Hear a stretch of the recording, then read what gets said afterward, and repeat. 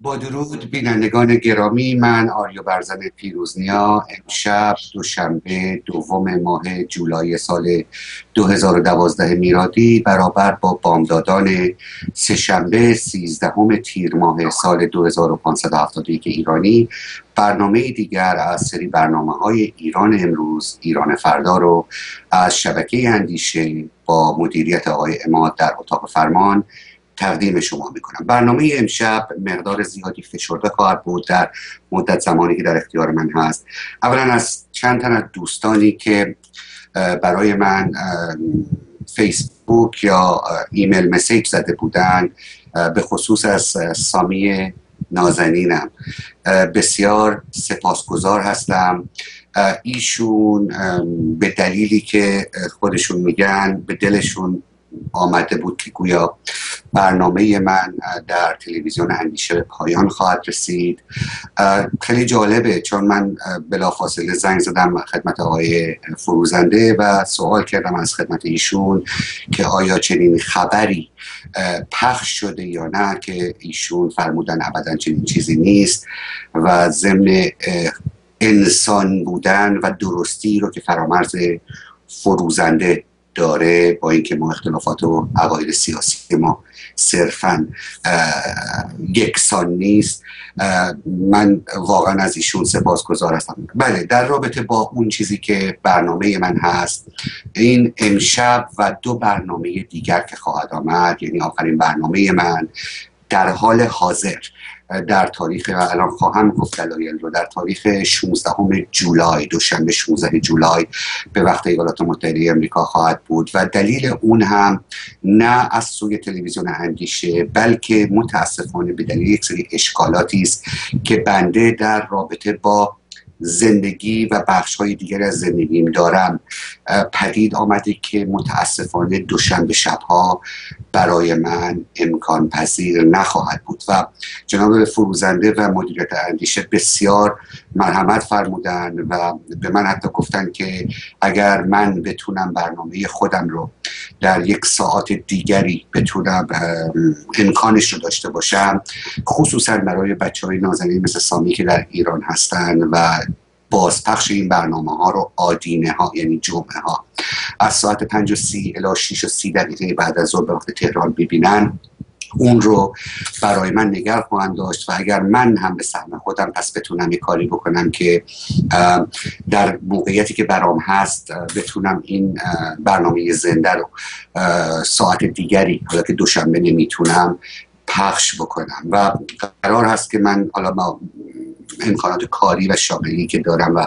واقعا متاسفم بتونم این رو ببینم و حتما با ایشون فردا صحبت خواهد کرد ببینم چه زمان دیگری. مقدور هست که 3 تایم اسپات برای من پیشنهاد کردن و من این رو باید با جریانات کاری ببینم. در هر صورت من از تمام عزیزانی که این تا الان فکر کنم حدود 30 خورده برنامه بوده که اولی اون 17 اکتبر بود، واقعا از شما عزیزان، بچه هایی که در ایران خصوصا هستید، اونهایی که نسل بعد از من، یعنی نسل این وسطی که من بودم، نسل بعد که میایید، واقعا من از راه دور پیشونی تک تک شما دختر و پسرای ایران رو میبوسم و واقعا از محبتی که دارید، ایمیل هایی که میزنید، واقعا سپاسگزار هستم و خوشحالم اگر تونستم به سهم خودم چه در این مدت و اگر چه بتونم در زمانهای دیگر یا در ادامه به هر روی، حالا این رو من باید ببینم، بتونم اون چیزی که نسبت به سهم خودم وظیفه است که به ملک مشاع همگیمون، اون 70 خورده میلیونی که همه ما هستیم، من هم بتونم اگر میشه کمکی کنم، اگر ندایی هست برسانم و یا اگر چیزی میدونم در اختیار بذارم. به هر روی چون میخواستم من واقعا برای تمام حمایتی که تلویزیون اندیشه، مدیریت اون، آقای مهندس نومانی و خصوصا آقای فروزنده در تمام این مدت داشتن، آقای عماد نازنینم در اتاق فرمان که همیشه من باز هم به دلیل همون مشغله کاری در ساعتهای بسیار دیر برای ایشون حدود شاید 40-45 دقیقه قبل از برنامه بعضی وقتا مطالبی که باید به نظرم پخش بشه در راستای برنامه میفرستم و ایشون تک و تنها در اون اتاق فرمان اون موقع شب واقعا من دست عماد نازنین رو واقعا از راه دور میفشارم که ندیدم ایشون رو، ایشون من رو دیدن، من رو چهره ماه این نیک فرزند ایران رو متاسفانه ندیدم، امیدوارم یه روزی ببینم. به هر روز این برنامه در این طرزی که الان وجود داره، دوشنبه شب‌های 8:30 الی 9:30 شب به وقت محلی کالیفرنیا پخش میشه. بامدادان سه شنبه تهران 8 بامداد. 2 برنامه دیگر غیر از امشب خواهد بود. بعداً اگر میگم من به اطلاع خواهم داد، حالا ببینم چه کار میتونم از جریان کاریم انجام بدم. درصد اگر بشه آدینه اون وقت تکان نخواهد خورد، بازپخش همون خواهد بود. ولی خب مسلما یک بینندگانی که در آمریکا هستن متاسفانه تو موقع برنامه رو نخواهند تونست ببینن. به هر روی برنامه امشب دوستان عزیز در 3 قسمت هست، همونجوری گفتم فشرده هست.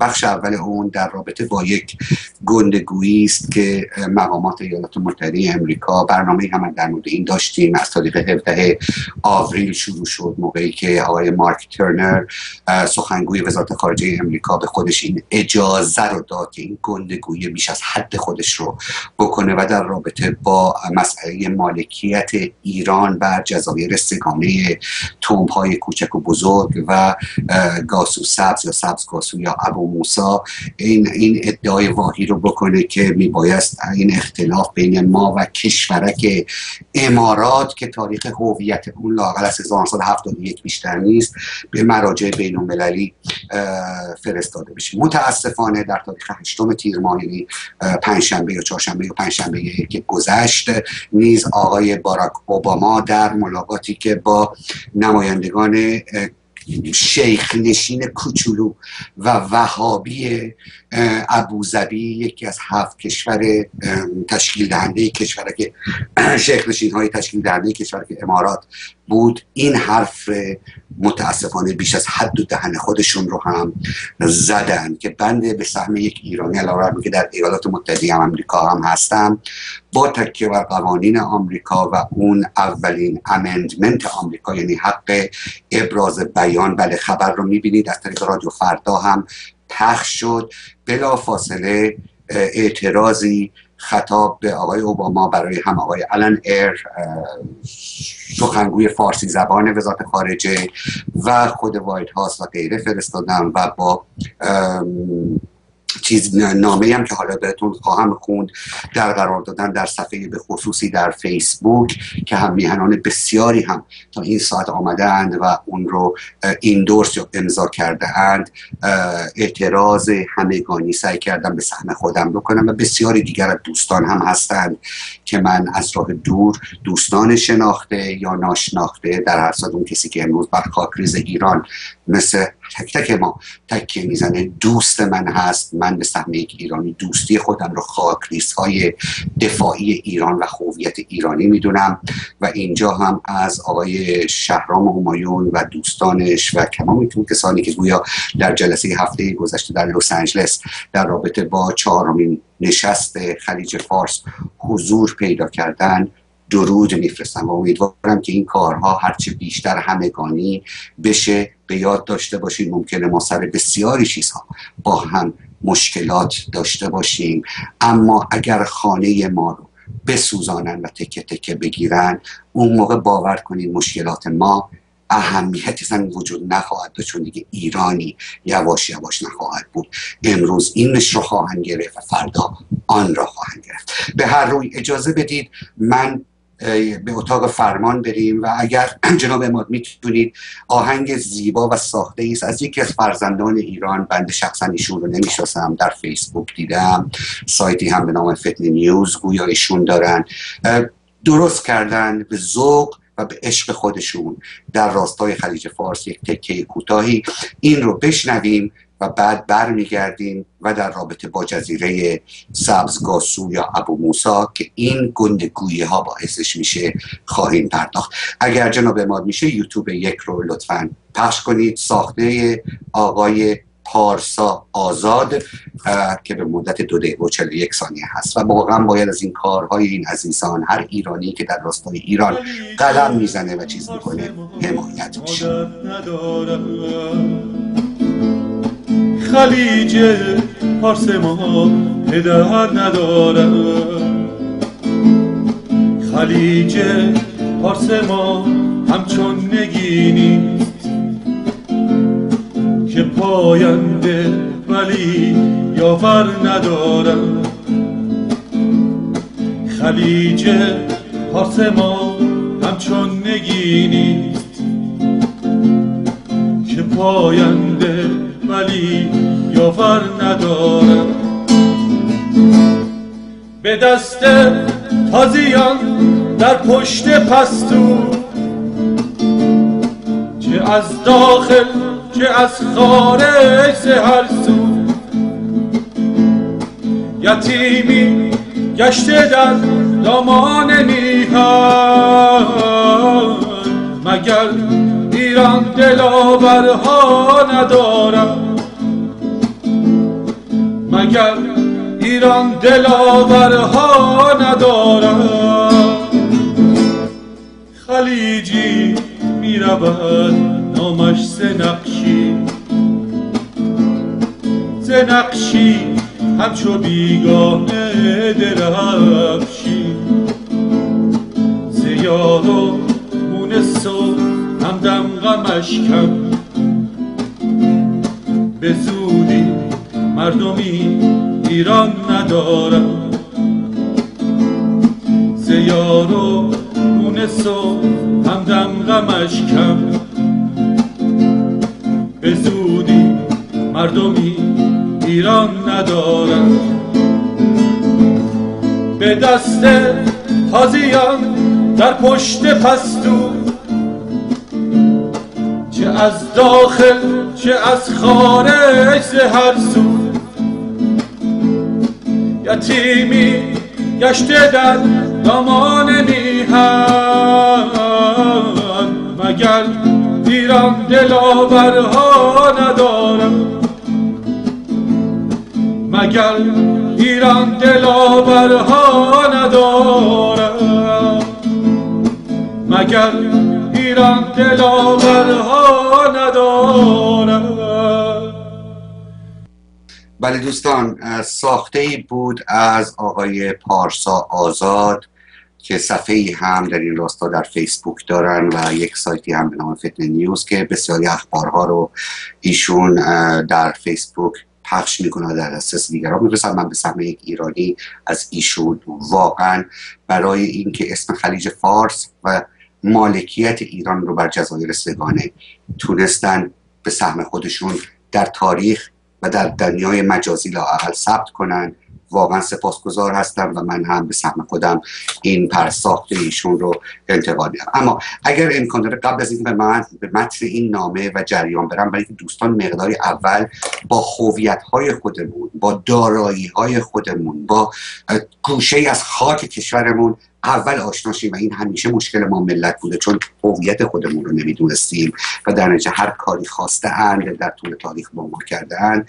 اجازه بدید بریم به یک مستندی که آقای کامران نجفزاده در داخل ایران مستندساز هستند، ساخته‌اند در رابطه با جزیره سبز، گاسو یا ابو موسی. این رو ببینید دوستان، این خطه ایران هستش که امروز برایش اون کشورک دم در آورده، صدا در آورده و متاسفانه خارجی ها هم دارن از این حرکت به دلیل وجود جمهوری شوم جمهوری اسلامی سوء استفاده میکنن. اینجا مربوط به ما ملت هستش. ممنون میشم اگر ویدیوی یوتیوب 2 در رابطه با جزیره ابو موسی رو پخش بکنید آقای اماد. تا پیش از اینکه شیخک‌ها بیشتر از کوکونشان صحبت کنند، بیشتر از گزارش هواشناسی میشنیدیم. هنوز سفر به ابو موسی آسان نیست. حالا دولت گفته منطقه توریستی می شود و سرمایه گذاری می شود و از این حرف ها. کاش میگوییم ما این کت دیگه اون آقا میپوشیدیم، این کتمون خورده گرگشاده. و فرماندار هم همین حرف ها را آنجا برای ما تکرار کرد. به همه عزیزانی که مایل هستند به ابو موسی سفری داشته باشد دعوت میکنیم و این آمادگی رو هم اعلام میکنیم که انشالله بتوانیم در خدمتشون باشیم. ابو موسی مردمی صبور دارد، موسی دارد. اسمت چیه؟ موسی. بچه همینجایی؟ بله. چند سالته؟ 8 سال. یعنی کلاس دوم؟ بله. ببین این شهر شما با موسی چه چیزایی داره؟ دریا، پارک. موسی راست میگفت. اینجا دریا دارد، پارک دارد، بقالی دارد. حدود 40 ساله که در ابو موسی مغازه‌دار هستم. سلمانی دارد. یک بیمارستان خفنی دارد که شاید خیلی از شهرهای ما ندارد. 5 تا تخصص داریم، بخش جراحی عمومی، جراحی زنان و زایمان، بخش داخلی، بخش اطفال و همچنین اورژانس. نانوایی دارد. توی صف نانوایی فهمیدیم دکتر ارنست دارد. تو جزیره زندگی میکنم، خودم و خانومم هر دوتا دندونپزشک هستیم تو جزیره معروف به دکتر ارنست. یکی از بچه‌های مدرسه میگفت اماراتی ها را ریستارت کنیم ببینیم کجا بودن. این ماجرا امارات و اینا رو شنیدی دیگه؟ میگه اینجا ابو موسی برای ماست. آره دیگه بعد ریستارت کنه از نو لود بشن مثلا کجا بودن کجا نبودن ادعا مالکیت میکنن. ویدیو کلوب دارد، گیم دارد. ایستگاه اتوبوس دارد اما بیشتر مینیبوس دارد. مینیبوس میاد به جای اتوبوس. اداره تربیت بدنی، هیئت قایقرانی و شنا. ساحل اینجا یه خصوصیت‌های خیلی جالب و جذابی داره. مثلا اینکه کایت داره، فرصت جت اسکی داریم و بهش میگن ساحل آکواریومی، بس که کیفیت آبش بالاست و انقدر زلال و شفافه. جزیره ابو موسی و دقیقاً روی تنگه هرمز تسلط کامل داره. اسمم اصغره، بچه جزیره ابو موسی. جزیره اصغر میگفت وضع ماهیگیری خوب است. بهترین ماهی‌ها توی جزیره پیدا میشه. وضعیت ماهیگیری خیلی خوبه، عالیه. ولی ساعد رئیس شیلات ابو موسی بود. ولی میگفت سالیانه میزان صید 1,180,000 تن در سال. حتی کانون پرورش فکری دارد. سلام علیکم. خسته نباشید. حال شما خوبه؟ سلامت باشید. شما خوبی؟ کارمندید شما اینجا؟ بله بله. انتقالی گرفتی؟ نه هستیم اینجا. او کارمند کجا؟ مدرسه هایش در تمام مقاطع بودند. همه هم اسمشان خلیج فارس بود. معلم زیست شناسی هنر درس میداد. معلم چی هستی؟ معلم زیست شناسی هستم، هنرم در کنار هستم. آها، زیست شناسی هنرم درس میدم. و اینجا مثلا اول دبیرستانه، ما مثلا یهویی بریم تو. سلام علیکم. سلام استاد. حال شما خوبه؟ سلامت باشید. شما خوب هستی؟ امتحان داشتن؟ آبربانک دارد. خرابه؟ خرابه چرا؟ از همین کار راه ننداختن ها و همین معطلی های اطراف خودمان دارد. آقا این آبربانک رو درست میکنی؟ یه رب دیگه. و صداهای جالبی شنید. و تمام میدانها و کوچه ها و خیابانها و بلوارها اسامی آشنایی دارد. دانشگاه واحد ابو موسی خیلی جالبه. فکر نمی‌کردم که مثلا ابو موسی دانشگاه هم داشته باشه. دانشجوها مطالبات ابو موسی را اینطوری لیست می‌کردند. یه مجتمع تفریحی بزرگ، تردد، رفت و برگشتتون اذیت میشه. دیگه چی؟ آبش آب خوبی نیست. و درباره شیخک‌های کوچولوی خلیج همیشه فارس نظرات جالبی داشتند. به نظر من امارات اشتباه کردن حرف زدن. فقط تعدادیشون اینجا مهمان هستن، نباید بیشتر از حقشون میخواستن. 300-400 نفر مهمان اماراتی در همین خانه ها زندگی می کنند طبق یک قرارداد عتیقه انگلیسی. از تمام امکانات ایرانی ها هم استفاده می کنند، حتی همین یک آب شیرین کن ابو موسی. بچه های تنها دانشگاه جزیره را اگر رهایشان می کردی نقشی مؤثرتر از سخنگوی وزارت خارجه ما پیدا می کردند. اونا یه حرفی واسه خودشون در آوردن. حرفی واسه خودشون زدن. سردار تنگسیری جانشین فرمانده نیروی دریایی بود. هماهنگ کرد یک هلیکوپتر گرفتیم، با سلام و صلوات سوار شدیم و دور جزیره گشتیم. ما داریم جان خودمون هم فدای این سرزمین بکنیم. این سرزمین ماست، متعلق به ماست و سالهای سال هم ایرانی بوده این جزایر و ایرانی خواهد بود انشاءالله. زلالی آبش و زیباییش عین لاست. مردم اینجا اما شبیه گمشدگان نبودند. بچه کجای شما؟ بچه ابو موسی. شغلتون چیه؟ شغلمون به حساب تو شهرداری. قبل از اون تو آب شیرین کن بودم. بعد پیرمرد که همسرش را گذاشته بود گوشه‌ای تا مصاحبه تمام شود او را ترک موتور سوار کرد. کجا میری؟ مسجد جامع شهر جای سوزن انداختن نداشت.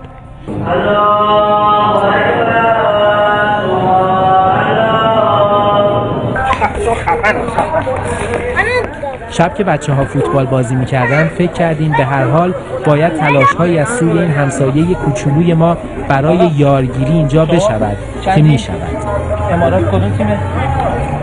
تو اماراتی؟ اما همه جار و جنجال‌ها علیه ایران ما را همین گاو صندوق مسئول ثبت احوال ابو موسی کفایت می‌کند.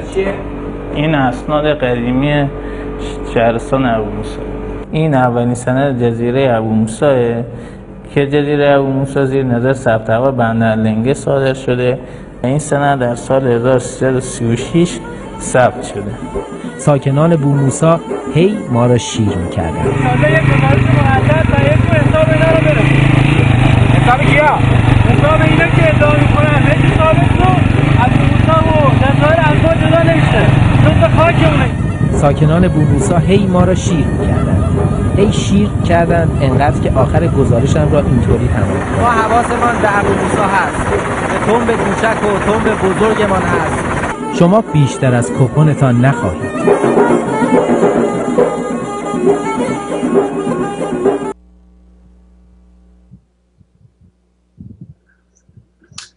بله دوستان، همون گونه که مشاهده کردید در رابطه با اون چیزی که جزیره ابو موسی هست و حالا متاسفانه از چرخ دوران این شده که حکومتی به نام جمهوری اسلامی بر سر کار در مملکت ما که با ندانمکاری ها که اونها هم همه از کور ایدئولوژیش میاد با زیر پا گذاشتن منافع ملی ما و اونقدر دشمن درست کردن، چه خصوصا در صحنه داخلی پشت جبهش و چه در صحنه خارجی، اینجور رو کرده که کشورهایی که هویتی نداشتند، کسانی که زمانی برای آب در اون شنزارها له می زدن، امروز ادعاهای گنده‌تر از دهان دارن و متاسفانه کشورهایی هم مثل ایالات متحده امریکا با فراموش کردن اون چیزی که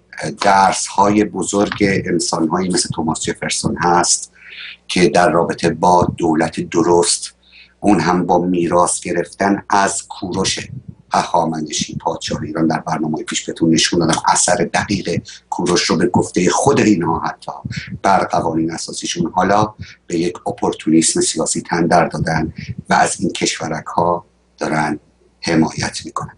اجازه بدید جناب عماد به لینک فیسبوک این نامه اعتراضی بریم و من این رو برای هم میهنان قرائت کنم و بعد از هم میهنان هم میخوام به سهم خودشون در این راستا هر فعالیت مدنی که میتونن انجام بدن. اگر نامه رو کامل از سی دیتیلش بزنید، باز کنید صفحه نامه رو که کل نامه مشخص بشه، سپاسگزار میشم. متن این نامه این هست: هم میهنان بدین وسیله گرد هم میاییم تا بانگ فریاد اعتراض خود را در واکنش به اظهارات بیپایه، ناآگاهانه و غیر دوستانه باراک اوباما رئیس جمهور آمریکا و بیانیه مشترک وی در حمایت از حرکت مذبوحانه و غیر اخلاقی و ضد ایرانی کشورک امارات متحده عربی را به گوش مردم با اصول امریکا و جهان برسانیم. آری در تاریخ 8 تیر ماه باراک اوباما که میگوید دوست مردم ایران است، در یک اقدام فرصت طلبانه اعلام داشت که دولتش خواهان نیاز حل مسئله مالکیت جزایر سگانه ایرانی، یعنی تومهای کوچک و بزرگ و سبزگاسو یا ابو موسی، از طریق مراجع بین المللی می باشد و لذا با این بیان غلط و بیش از حد و مقام خود عملا از دشمنان تمامیت ارضی ایران و ملت ایران حمایت نمود. به راستی که میبایست فریاد برآورد که آیا منش دوستی برای شما آقای ریاست جمهور حمایت از متجاوز به خانه و حریم دوستان می باشد؟ و باید اضافه نمود که آیا با چنین تفکری در رابطه با دوست بودن با ما ملت ایران به راستی اگر دشمن ما بی بودید چه می کردید؟ آری هم میهنم لازم به توجه است که به دلیل فقدار ساختاری مسئول و ملی مردمی در کشورمان، منظور جمهوری اسلامی است، اکنون مدتی است که کشورهای بیگانه به طرق گوناگون صدای پاره پاره کردن ایران و شکاف انداختنهای قومی میان ایرانیان را در سر میپرورانند و در این راستا اقدامهای مخفیانه و یا نیمه علنی و یا تقویت مالی و یا نظامی از گروههای نژاد پرست و فرقه ها می کنند.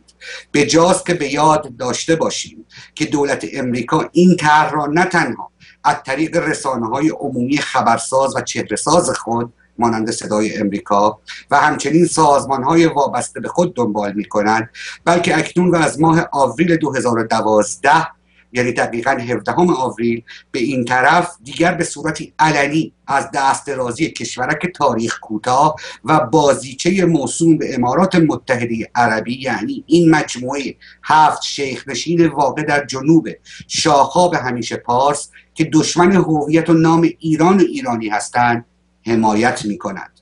آری در روز 17 آوریل 2012 نیز مارک ترنر که سخنگوی وزارت خارجه امریکا می باشد گندگویی بیش از حد نمود و از سوی دولت مطبوعش اعلام کرد ایالات متحده بر حمایت خود از حل مسالمت آمیز اختلافات میان ایران و امارات متحده عربی بر سر جزایر ابو موسی تنب بزرگ و تنب کوچک تأکید می کند. ایالات متحده با قدردانی از تلاش‌های امارات متحده عربی در این رابطه از ایران می‌خواهد که پیشگامی از امارات متحده عربی به جهت حل مسئله از طریق گفتگوی مستقیم، مراجع بین‌المللی و دیگر مسیرهای گفتگوی بین‌المللی پاسخ مثبت دهد. اقداماتی مانند بازدید رئیس جمهور احمدی نژاد از جزیره ابو موسی در 11 آوریل تلاش‌ها برای حل این مسئله را تنها پیچیده‌تر می‌کند. در اصل گفتیم که احمدی نژاد در یک ترفند اومد این کارو کنه که در حکومت خودش بدمه. این برنامه‌ای بود که اگه به یاد دوستان داشته باشن در همون موقع من اشاره کردم. اما موضوع امروز چیز دیگری است که فراتر از احمدی نژاد میره. این موضوع اینه که سالها و سالها این کشور که بی‌هویت که حالا پترودلارها باعث نفق مغزیش شده به خودش این اجازه رو چه در زمان حکومت پیشین میداد که برای شاخاب پارس ادعا بکنه و امروز هم برای ابو موسی میکنه و تنب بزرگ و کوچک. در اصل نامه با این ادامه پیدا میکنه. میشه هم میهنم در این زمان بسیار حساس و حالا که بیش از گذشته وجود پروژه ها و مقاصد شوم بیگانگان و دسیسه های برنامه ریزی شده و دراز مدت آنها به منظور نابودی ایران عیان میگردد و در ایران نیز حکومتی غیر ملی وجود دارد، بیش از هر زمان دیگر این با تک تک ماست که بانگ اعتراض خود را یک صداتر و رساتر از همیشه و صرفاً در جهت منافع ملی و پاسداری از خاک کشورمان به گوش جهانیان برسانیم. همچنین و ضمن درخواست یک عذرخواهی فوری و رسمی از سوی دولت امریکا میبایست که هم صدا و همدست به تجاوزگران منطقه‌ای و اربابان و حامیان آنها نشان دهیم که به عنوان ایرانی هرگز اجازه نخواهیم داد که کسی یا کشوری به گوشه‌ای از خاک میهنمان دست درازی کنند و یا بر تیکه‌ای از آن نظر ناپاک داشته باشد. در این راستا هرچه گسترده‌تر و برای ثبت در تاریخ به این صفحه بپیوندید. اگر صفحه رو دوباره نشون بدید، صفحه فیسبوک رو با کلیک کردن برای الحاق که به نام گوینگ هست، I'm going، و ناراحتی اعتراض خود را هرچه بیشتر اعلام کنید. اگر جناب اماد حالا به سایت فارسی وزارت امور خارجه امریکا در فیسبوک برید، یعنی دوستانمون، و اون رو برای دوستان نشون بدید که اعتراضات مدنی خودشون رو کجا انجام بدن، از شما من سپاسگزار میشم. و اون 68,000 ایرانی که لایک زدند من امیدوار هستم که مثل من بسیاری از دوستانمون، حال که دوستی این گونه به نظر میاد، در اعتراض قهر خودمون نشون بدیم و لایکتون رو وردارید، هویت خودتون رو این گونه مورد تمسخر دوستان قرار ندید. دوست آنه که برای دوست تنش بلرزه.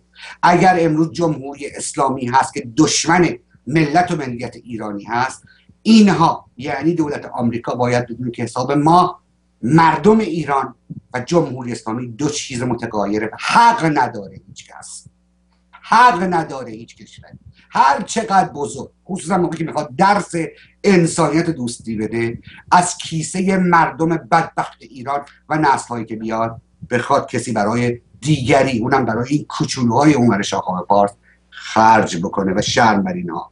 در هر صورت میگم که آری دولت امریکا باید درک کنه که مردم ایران مترسک های خمشو در جهات باد نیستند و لذا بهتر است که دوستی صادقانه آنها را داشته باشد تا قهر آنها را.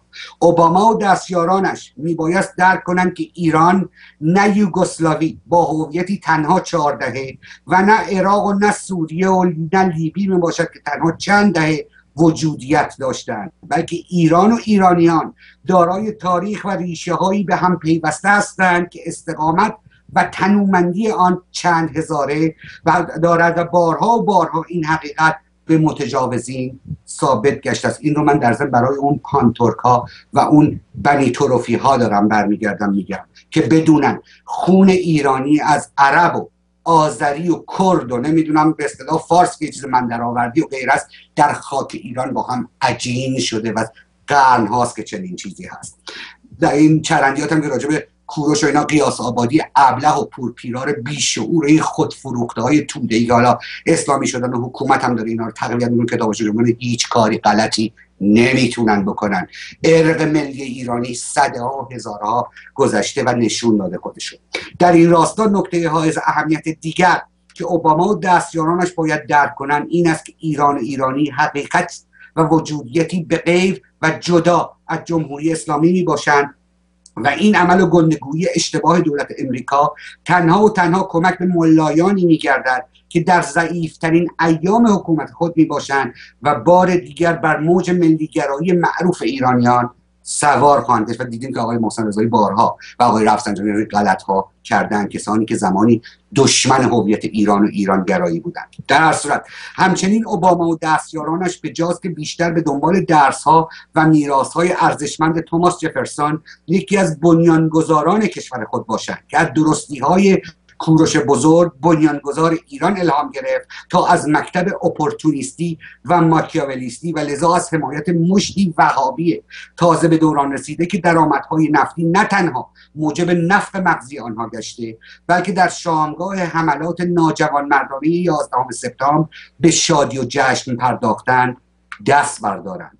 هم میهنان روزگار در پیش روی ما ایرانیان این زمان و دوران از هر سن و جنسیت و یا هر قومیتی که هستیم آزمونهای بسیار دشواری قرار داده است. در صحنه داخلی دارای حکومت و حکومتگرانی هستیم که کورباور، زورگو و ستمگر می باشند که منافع ملی جز برای حفظ قدرت و منافع گروهی و مسلکیشان ارزش و معنای دیگری ندارد. و در صحنه خارجی ملتی هستیم بی پناه که سرمایه ها و سرزمین آب و اجدادی ما مورد تهاجمی همه جانبه می باشد. لذا بیش از هر زمان دیگر این با تک تک ماست که با یک دل و یک صدا و یک دست شدن چه در آزمون پیش روی داخلی چون این روز خواهد آمد و چه در آزمون صحنه های خارجی از حق و آب و خاک و هویت و وجود خود پاسداری و دفاع کنیم و این روزگار سیاه سربلند گذر کرده و ایرانی یک پارچه با آیندگان خود انتقال دهیم. آری همواره در چنین ایامی و در پی گذار از چنین آزمونهای سیاهی بوده است که ملت‌هایی که در گذار تاریخ ماندگار شده اند یک دل و یک دست و یک صدا از تک تک خاکریزها و سنگرهای خود پاسداری کرده اند و با گذار با هم به فرداهای روشن رسیده و وجودشان در تاریخ تثبیت گشته است. امروز نیست. ما برای ادامه وجود و ماندن به عنوان ایرانی و رسیدن به فرداهای روشن چنین آزمونهایی در سر راه داریم که با هم از آنها سربلند عبور خواهیم کرد. پاینده ایران برقرار باد، حاکمیت مردم ایران بر جزایر سگانه شاهخواب همیشه پارس.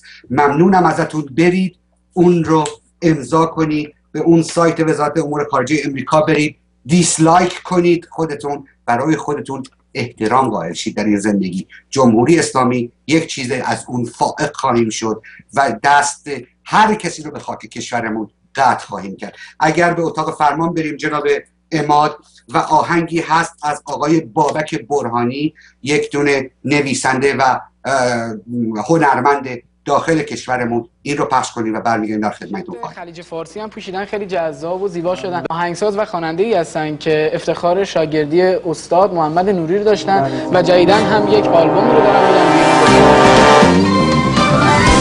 با تو هم ای آبی بی انتها،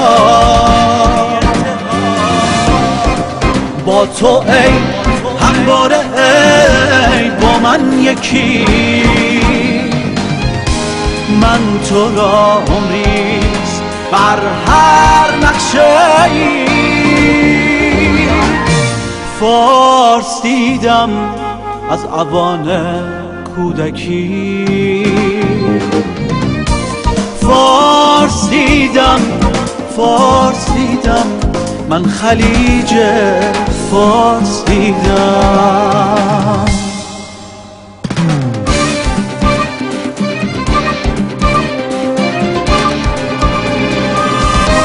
با تو هم ای خون جوشان وطن، تو همیشه آبرودار منی، فارسی همچون خزر در جان من، تو به ما رنگ هویت میزنی، ای شکوه بی‌نظیر نیلگون،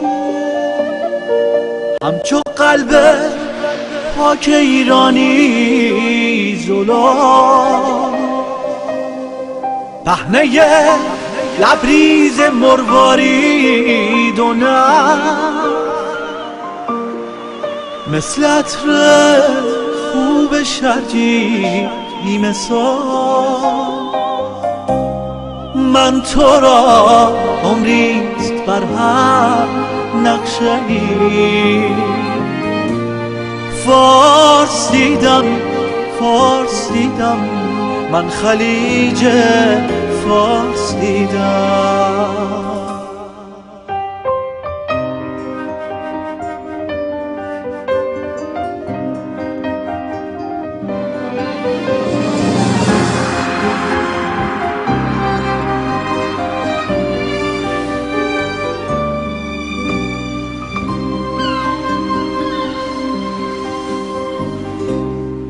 مرغ دریای بی تاب تو هم بر فراز ساحل گرم جنوب، مثل هرمز دم به دم دلتنگ تو، وقت بیزاری خورشید از غروب، در شب چشم و هوای داغ کیش، در سکوت نورابی گرمولاک، تشنه امواج بیتاب تو هم، خوش به حال گونه با لاوان و خاک، شاهراه سرزمین های جنوب، عشق دلواری تنگستان من، مرز بندر پوش ایران منی، ای همیشه فارس ای چشمان من تو را عمریست بر هر نقشه‌ای فارس دیدم من خلیج فارس دیدم.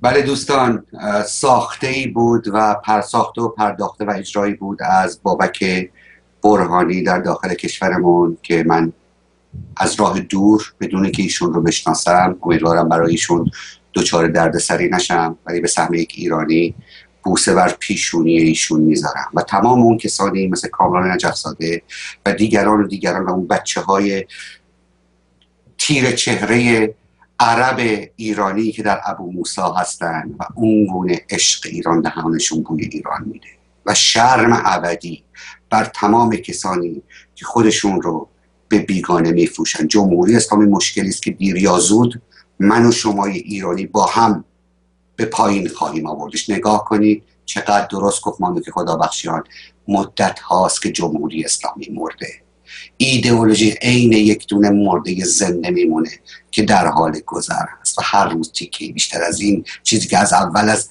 گورستان تاریخ نمیومد بیرون دوباره به اونجا برخواهد گشت دوستان. اما ایران باید بمانه تا ما بمانیم.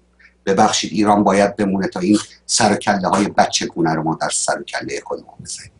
متاسفانه.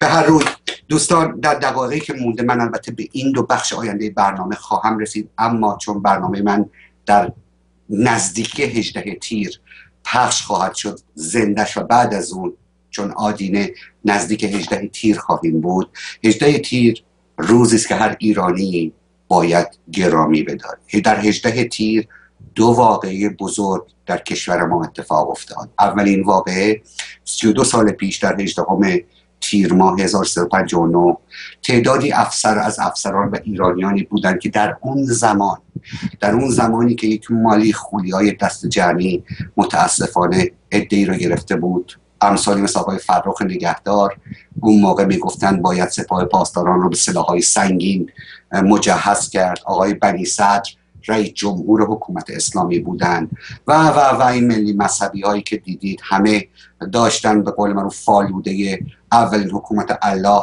بر روی زمین رو داشتن میخوردند. تعدادی از افسران و ایرانیان بودن که این باور رو داشتن، مثل اونهایی که در زمان رایش سوم هم دوباره این سعی رو کردن که اگر این حکومت امروز هنوزم جنگ شروع نشد، اگر این حکومت ساقط نشه دیر یا زود بدبختی و سیاهی گریبانگیر کشور ما خواهد شد. متاسفانه که آدم‌هایی بودن که این پیشگویی رو داشتن و امروز هر روز در این 32 سال نظاره‌گر نابود شدن بخشی دیگر از بنیه فرزندان، سرمایه ها و آینده ایران مشیر یک تیکش الان دیدید در رابطه با ادعاهایی که پیش میاد و جون پاک خودشون رو واقعا در یک قماری که شانس برد اون امروز هم اگر انسان نگاه بکنه چه در اون زمان شاید 1 در میلیون بود. اما این کار رو با خودشون عهد و پیمان بستن و سعی کردن انجام بدن قبل از اینکه این اژدهایی به اسم روح الله خمینی و تشکیلاتش ایران رو ببلعه و بخواد مدفون کنه در اثر تفکراتش و عمل کردش، بتونن شاید کاری انجام بدن.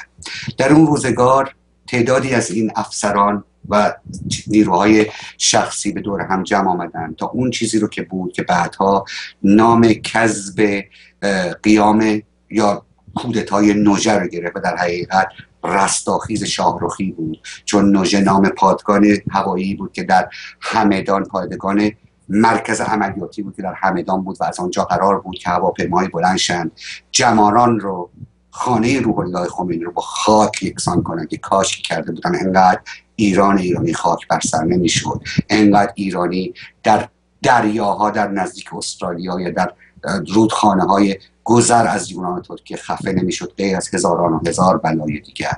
اینقدر ایرانی بدبخت نمیشد که امروز اعتیاد به این درصد برسه، اینقدر برای ما دندون این و اون تیز بشه و اینقدر ما مردمی که باید یک روز ژاپن خاورمیانه میشدیم میتونه به این بدبختی بیفتیم که امروز ترکیه‌ای که اون موقع در حقیقت چشم انتظار ما بود، مصری که چشم انتظار ما بود و اینها امروز، یا قطر که هویتی نه، همه سینه هاشون دریده شد. و من از اینجا بار دیگر به تک تک بازماندگان این عزیزان درودی میفرستم به یاد اونها همیشه. و این رو دوستانی که من رو میشناسن میدونن، من همیشه میگم اون روزی که از ایران مجبور به